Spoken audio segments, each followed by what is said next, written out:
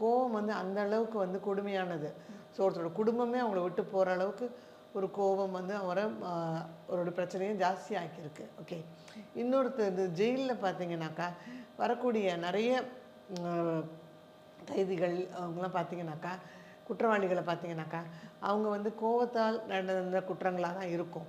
ஒரு கொலை குற்றவாளின்னு எடுத்துக்கிட்டாக்கா அந்த நேரத்தில் ஏற்பட்டக்கூடிய கோவத்தினால் அவர் செய்யக்கூடிய அந்த கொலையாக தான் இருந்திருக்குமே தவிர நிறைய வந்து பிளான்டு மர்டர் வந்து ரொம்ப ரேர் தான். ஸோ இந்த மாதிரி சந்தர்ப்பங்களில் வந்து லைக் அந்த கோவத்தை வந்து சின்ன வயசுலேருந்து அதை எப்படி கட்டுப்பாட்டுக்குள்ளே நம்ம வச்சுக்கணும், எப்படி அதை சேனலைஸ் பண்ணணும், அந்த நேரத்தில் எந்த மாதிரி மாற்றங்களை நம்ம கொண்டு வரணும் அப்படிங்கிறது உளவியல் ரீதியாக நிறைய ஆலோசனைகள் இருக்குது. ஒரு நல்ல உளவியாளரை பார்த்து இது எனக்கு இருக்குது, இந்த கோபம் எனக்கு இருக்குது அப்படிங்கிற முதல்ல ஏற்றுக்கிற மனப்பக்குவத்தை நம்ம கொண்டு வரணும்.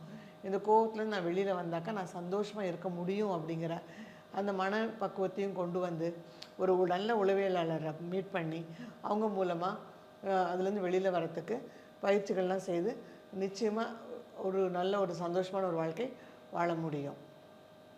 அடுத்து நம்ம பார்க்க போகிறது ஹாப்பினஸ்னால் சந்தோஷம். ஒருத்தர் வந்து வாழ்க்கையில் சந்தோஷமாக இருக்கணும் அப்படின்னாக்கா அது அவரோட சாய்ஸ் தான். ஓகே. சோகமாக இருக்கிறதும் சந்தோஷமாக இருக்கிறதும் ஒருத்தர் வந்து அவங்களா ஏற்றுக்கிற ஒரு முடிவுகள் தான் வாழ்க்கையில். இப்போ நம்ம வாசலை விட்டு வீட்டில் வாசல்லேருந்து இறங்கும்போது 2 பக்கம் தண்ணி போயிட்டுருக்கு. ஒரு பக்கம் நல்ல தண்ணி, ஒரு பக்கம் காவா தண்ணி போயிட்டுருக்கு.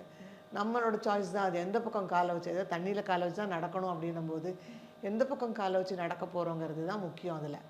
இதில் பார்த்தீங்கன்னாக்கா நம்ம வந்து நல்ல தண்ணியில் காலை வச்சு போகிறது தான் நம்ம விருப்பப்படுவோம். அந்த காவா தண்ணியிலுக்குள்ளே காலை வைக்க மாட்டோம். ஏன்னாக்கா அது நாத்தம் அடிக்கும். இதே மாதிரி தான்